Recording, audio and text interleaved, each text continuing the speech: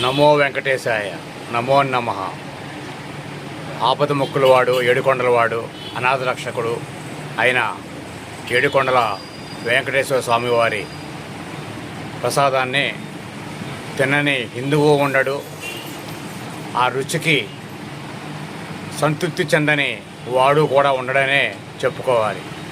అలాంటి మహాప్రసాదం, ఆ మహాలడ్డు ప్రసాదాన్ని తింటే జన్మ ధన్మయమైపోతుంది, తన్మయంతో ఉంటారు, జన్మ ధన్యమవుతుంది అని ప్రతి ఒక్కరూ కూడా ప్రగాఢంగా నమ్ముతారు.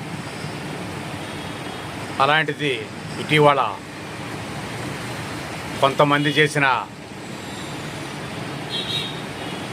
పనుల వలన అది నెయ్యో కాదో తెలియదు, ఇంకేదో కొవ్వో, ఇంకేదో బాత్రూమ్లు కడిగేవో, ఇంకేదో అనేది ఎంత నిజమో అన్నది ఆ దేవుడికే, దేవదేవుడికే తెలియాలి.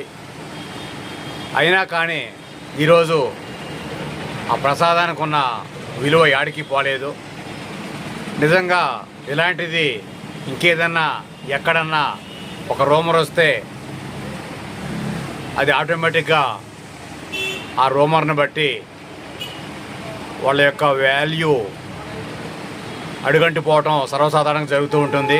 కానీ ఆ ప్రసాదానికి ఉన్న వందల ఏళ్ల చరిత్ర, దాని వలన ప్రతి ఒక్కళ్ళు కూడా ఆ ప్రసాదాన్ని ఇష్టంగా తినటం మూలాన ఆఖరికి షుగర్ పేషెంట్లు కూడా, అలాంటి వాళ్ళు కూడా అది ఆ ప్రసాదాన్ని తినాలనుకుంటారు. ఎందుకనంటే దాన్ని మించింది లేదు, అదే పెద్ద మందు.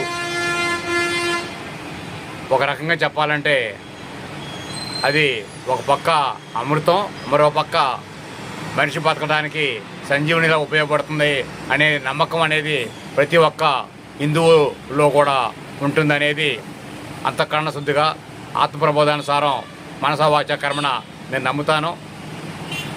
అయితే దీని వలన ప్రసాదం కలుషితం అయ్యిందో లేదో తెలియదు, కానీ ఆ ప్రసాదం తిన్న తర్వాత మనిషి ఏమైపోయినా ఆ దేవుడే చూసుకుంటాడు అనే లెక్క మీద మాత్రానికి నేను ఉంటాను, ఉంటూనే ఉంటాను. నమస్కారాలతో సర్వేశ్వరరావు, వార్తాప్రభ రిపోర్టర్, తిరువూరు నియోజకవర్గ ఇన్ఛార్జ్. నమస్కారాలు.